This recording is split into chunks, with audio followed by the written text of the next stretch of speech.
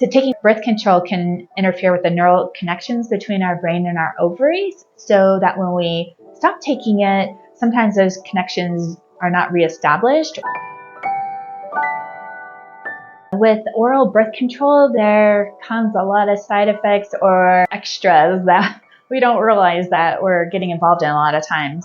One is weight gain. We see weight gain quite a bit with taking birth control, and then having obesity can be a negative factor for fertility, so that's a big one. Birth control can negatively impact the flora of our gut and our vagina, which can cause problems for fertility, most definitely.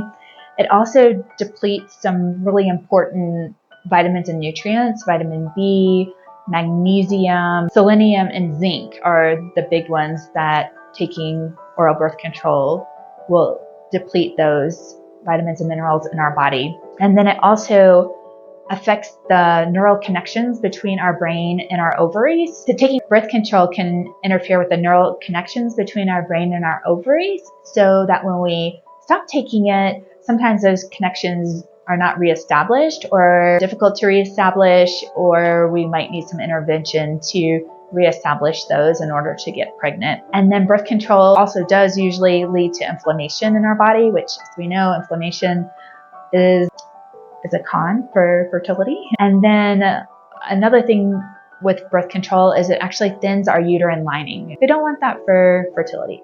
So taking hormonal oral birth control medication, we are falsely adding these exogenous hormones to mimic a cycle, and it's not a true cycle for a woman. It's not a true period that the woman is bleeding because there's progesterone in the system and then it's stopped, and it's called a withdrawal bleed. It's not a true, this is part of my cycle bleed.